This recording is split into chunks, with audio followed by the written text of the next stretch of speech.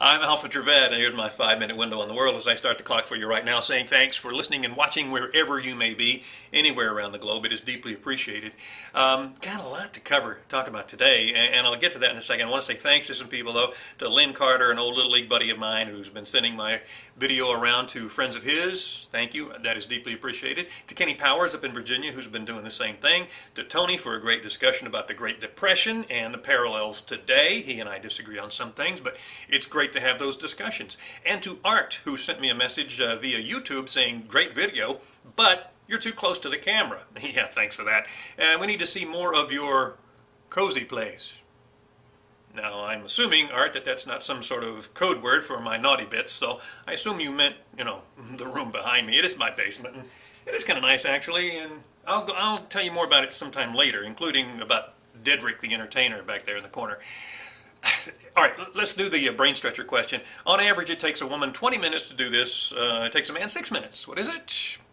We'll find out for you in about 4 minutes. Now, last night, President Obama addressed the nation on the Gulf of Mexico spill and what it's doing to our economy and our nation. And he's going to get tough now. He says he's going to talk with BP and he's going to tell them they got to pay up. Well, yeah, okay, I understand the need to make them pay for their mistakes. But if you get too heavy with them, then they'll just declare bankruptcy, and then good luck collecting the money. And that'll be really bad news for the 40% of the Americans who own stock in BP, and for the British pensioners whose livelihood depends on it right now. And if they go bankrupt, then who'll have to pay for it? You? Me? That's who. So you gotta be kind of careful with that sort of thing. Plus, he's going to institute the cap and trade right now because it's these sorts of situations that need to get us off petroleum products and into other renewable energy sources.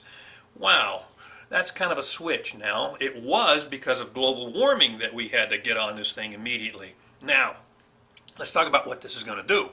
This new cap and trade thing, it's not new. Barack Obama's been talking about it ever since he was on the campaign trail. And he said, quoting here, if we institute the cap and trade plan that I propose, then electric rates will, quote, necessarily skyrocket. What? I don't want my electric rates to skyrocket. All your energy costs are going to go up. Can you afford that right now? Here's what it does. It takes a company that makes something you want, and it makes them pay because they pollute.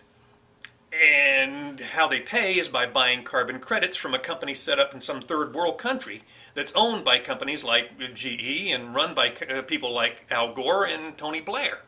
Well, what do these carbon credits do? Well, we're not really sure. Basically, it's just giving you the right to pollute.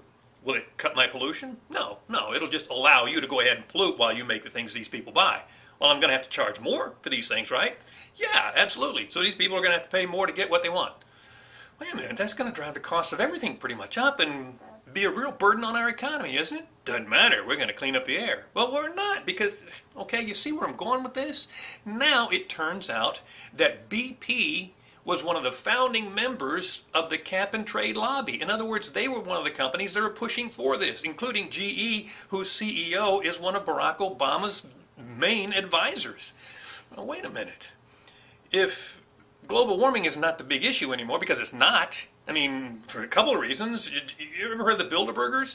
These are very rich industrialists, power brokers who pull a lot of strings. They're kind of on par with the Illuminati and a lot of conspiracy theories because, you want a war over here, we can handle that. You want to bust a stock market over here? Yeah, we can do that. They met in Europe just last week, and one of the things they determined was there's no global warming anymore. In fact, the Earth is cooling. Wow!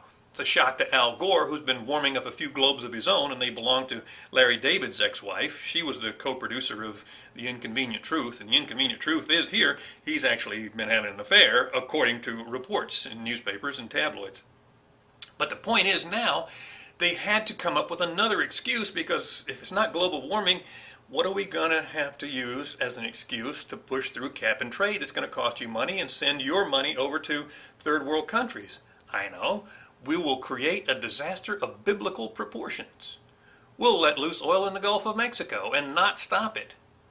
Okay, I don't subscribe to most conspiracy theories, but think about it. If BP is in on the cap and trade thing, and the result of this whole big oil spill is you get cap and trade, BP doesn't lose any money through this oil spill, they gain money through the cap and trade deal.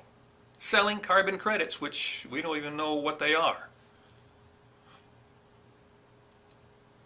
Make any sense to you? It's an interesting weave, isn't it? And it's really bizarre. Let's just hope that we come to our senses and get these people out of there. They're running us in the ground, literally. All right, the answer to the brain stretcher question takes women 20 minutes, takes a guy 6 minutes, the average telephone conversation, because, you know, beyond 6 minutes, we don't have much to say. That's it for me. See you next time.